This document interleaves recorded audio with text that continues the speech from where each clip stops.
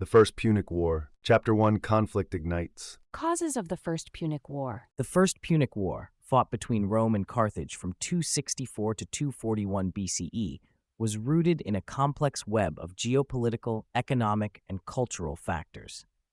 At the heart of the conflict was the struggle for control over Sicily, a strategically important island that held immense economic and military value. Sicily's fertile lands and prime location made it a coveted prize for both burgeoning powers. Throughout the early 3rd century BCE, Carthage had established itself as a dominant maritime power with vast trading networks across the Mediterranean. Meanwhile, Rome, having recently unified the Italian peninsula, was expanding its influence and seeking new territories. The island of Sicily, lying directly between Carthage and the Italian mainland, became a flashpoint for conflict as both powers sought to assert their dominance. The immediate cause of the war was the conflict in the city of Messana, modern-day Messina. The Mamertines, a group of Italian mercenaries, had seized control of the city and sought assistance first from Carthage and then from Rome to maintain their hold. This request for aid set off a chain reaction, drawing both powers into a direct confrontation. Carthage, eager to expand its influence in Sicily, quickly established a garrison in Messana. Rome, viewing Carthaginian presence as a direct threat to its interests, responded by sending a military force to oust the Carthaginians and support the Mamertines. This intervention by Rome marked the beginning of open hostilities. Beyond the immediate trigger of Messana, deeper underlying causes contributed to the outbreak of war. The competition for economic resources was a significant factor. Sicily was not only strategically located, but also rich in grain and other agricultural products, which were crucial for feeding both empires' populations. Control of Sicily meant access to these resources, providing a substantial economic advantage. Additionally, the cultural and political ambitions of Rome and Carthage played a role. Rome's expansionist policies were driven by a desire to extend its hegemony and secure its borders. The Roman Senate saw the conflict as an opportunity to curb Carthaginian power and prevent it from threatening Rome's sphere of influence. For Carthage, maintaining and expanding its trading empire was paramount. Losing control of Sicily would weaken its position in the Mediterranean and undermine its economic stability. Furthermore, the war was influenced by the broader context of Hellenistic power struggles. Both Rome and Carthage were part of a larger system of alliances and enmities involving Greek city-states and regional powers. These alliances often shifted, leading to a complex and volatile political landscape. The First Punic War can thus be seen as part of this larger tapestry of interstate competition and rivalry.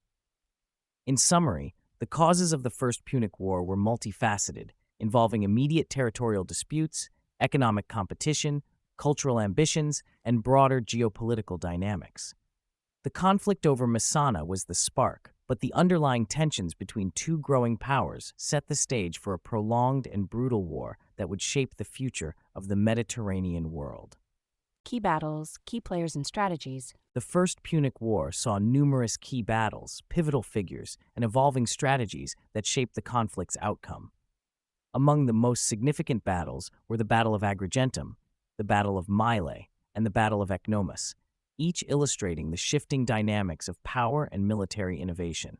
The Battle of Agrigentum in 262 BCE marked the first major engagement. Rome aimed to secure its position in Sicily by capturing Agrigentum, a stronghold of Carthaginian power. The Roman consuls, Lucius Postumius Megellus and Quintus Mamilius Vitulus, led the siege. After several months, the Romans achieved victory, showcasing their ability to conduct extended military operations far from home. This victory also demonstrated the strategic importance of logistics and supply lines in sustaining a siege.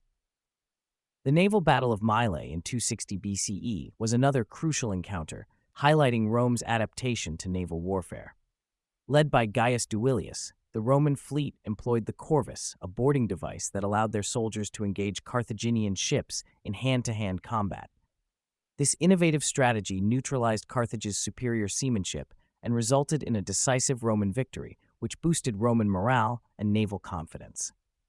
The Battle of Ecnomus in 256 BCE further demonstrated Rome's growing naval prowess. Consuls Marcus Atilius Regulus and Lucius Manlius Vulso Longus commanded a large fleet aimed at invading North Africa. The Romans' strategic use of their ships to form protective formations enabled them to overcome the Carthaginian fleet. Although the subsequent invasion of Africa met with mixed results, the battle underscored Rome's strategic shift towards offensive operations.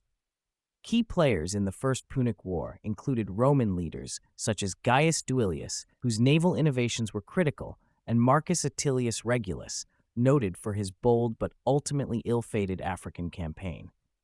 On the Carthaginian side, figures like Hamilcar Barca emerged, laying the groundwork for future conflicts. Hamilcar's guerrilla attacks and resilience became a hallmark of Carthaginian strategy. Strategies evolved throughout the war as both sides adapted to each other's tactics. Rome's initial inexperience in naval warfare led to significant innovations, including the development of the corvus and more cohesive fleet maneuvers. Carthage, relying on its established naval dominance, had to contend with Rome's aggressive and unconventional approaches. Both powers invested heavily in building and maintaining their fleets, recognizing that control of the sea lanes around Sicily was crucial.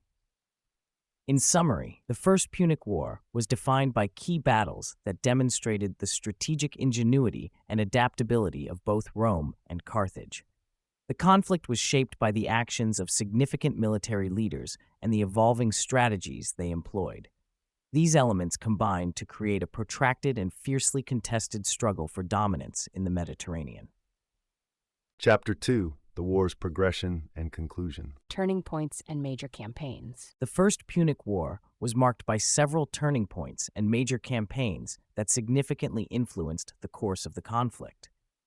One of the earliest turning points was the Roman capture of Agrigentum in 262 BCE. This victory established a foothold for Rome in Sicily and demonstrated their ability to sustain long-term military engagements away from the Italian mainland. Another pivotal moment came in 256 BCE with the Battle of Ecnomus, one of the largest naval battles in ancient history. The Roman victory at Ecnomus allowed them to launch an invasion of North Africa, led by consul Marcus Atilius Regulus. This campaign represented a significant shift in Roman strategy from defensive operations in Sicily to a bold offensive aimed at striking Carthage on its home territory. Regulus initially achieved success in Africa, defeating Carthaginian forces and capturing several towns. However, the campaign eventually faltered due to overextension and strong Carthaginian resistance, including the effective use of war elephants.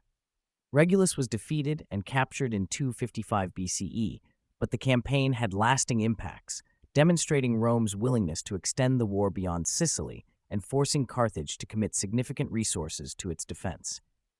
In 249 BCE, the Battle of Drepana marked a major setback for Rome. The Carthaginian navy, commanded by Adherbal, decisively defeated the Roman fleet under the consul Publius Claudius Pulcher.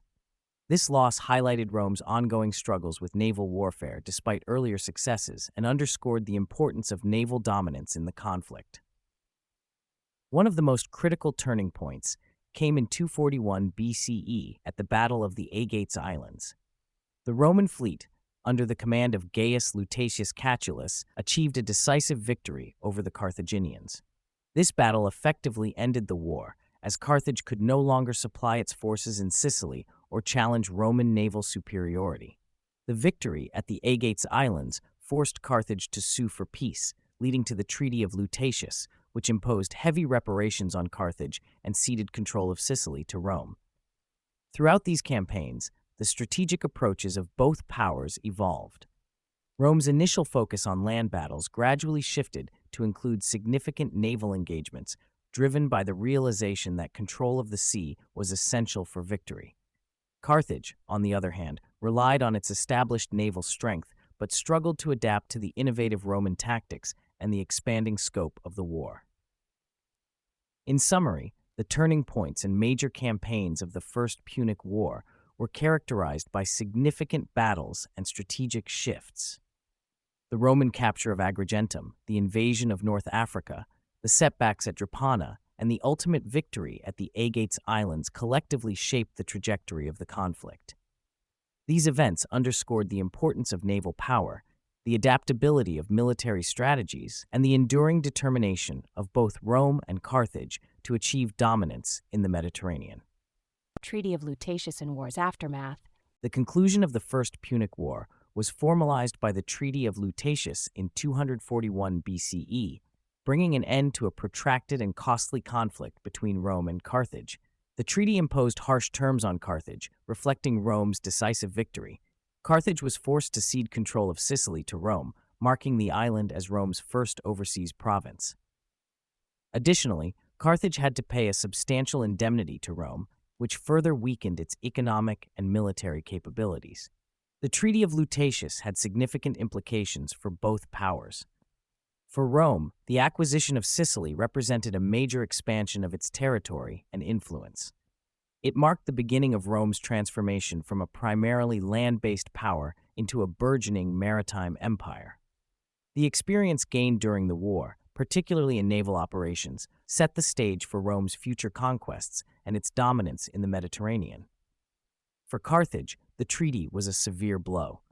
The loss of Sicily disrupted its trade networks and diminished its strategic presence in the western Mediterranean. The financial reparations imposed by the treaty strained Carthage's economy, leading to internal unrest and contributing to the outbreak of the Mercenary War, also known as the Truceless War, a brutal conflict between Carthage and its own mercenary forces.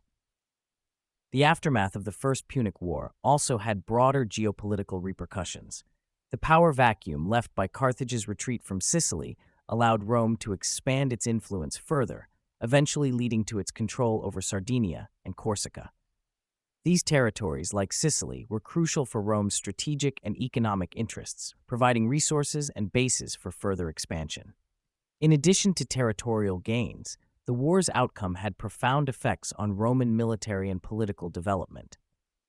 The war necessitated significant innovations in shipbuilding, naval tactics, and logistics, which became integral to Rome's military prowess.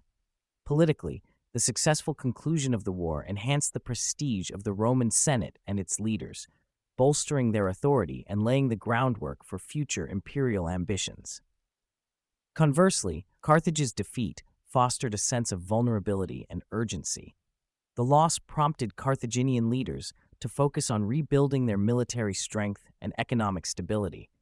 This period of recovery and reorganization set the stage for the rise of significant figures like Hamilcar Barca and, later, his son Hannibal, who would challenge Rome once again in the Second Punic War.